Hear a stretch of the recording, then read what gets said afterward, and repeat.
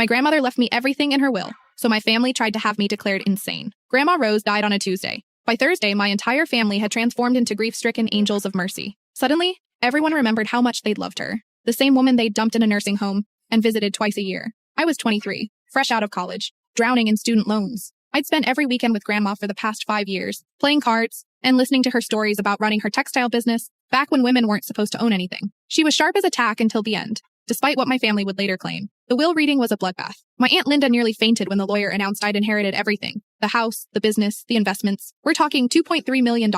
My Uncle Mark started stammering about mistakes. My mother just stared, calculating how quickly she could contest this. There has to be an explanation, Mom said later that night. Rose wasn't thinking clearly. She was confused. But I knew exactly why Grandma left it all to me. I was the only one who treated her like a person instead of a bank account with legs. The next morning, my phone rang. My cousin Janet, who worked as a hospital administrator, had some concerns about my mental health. "We're just worried," she said in that syrupy voice people use when they're about to destroy your life. "You've been under so much stress. Maybe you should talk to someone." Within a week, they'd orchestrated an intervention. My entire family sat in my mother's living room, faces painted with fake concern. They'd found a doctor, some psychiatrist my uncle knew, who was willing to evaluate me. Dr. Harrison was everything you'd expect from someone bought and paid for by desperate relatives. He asked leading questions about my delusions of grandeur and whether I heard voices telling me I deserved inheritance money. "Do you really think your grandmother intended to leave everything to you?" he asked, pen poised over his notepad. "Yes," I said, "because that's what her will says." He wrote something down, probably noted my defensive behavior. But here's what my family didn't know. Grandma had warned me this would happen. "They'll come for the money," she'd said 6 months before she died.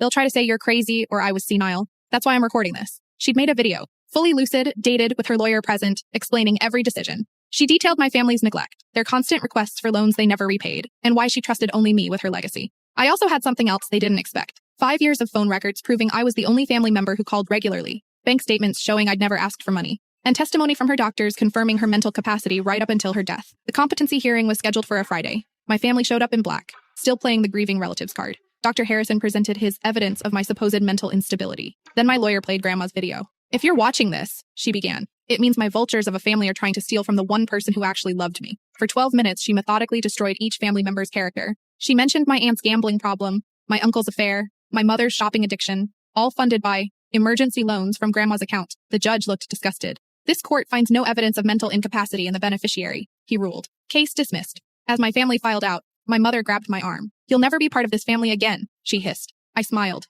"Good, I'm starting my own." I used Grandma's business to create a scholarship fund for first-generation college students. The house became a transition home for young adults aging out of foster care. Last Christmas, I hosted dinner for 12 people, my chosen family of friends who'd stood by me. We toasted Grandma Rose, who'd known exactly what she was doing when she picked the one granddaughter who visited her because she wanted to, not because she had to. The rest of my family sent a Christmas card. I used it as kindling.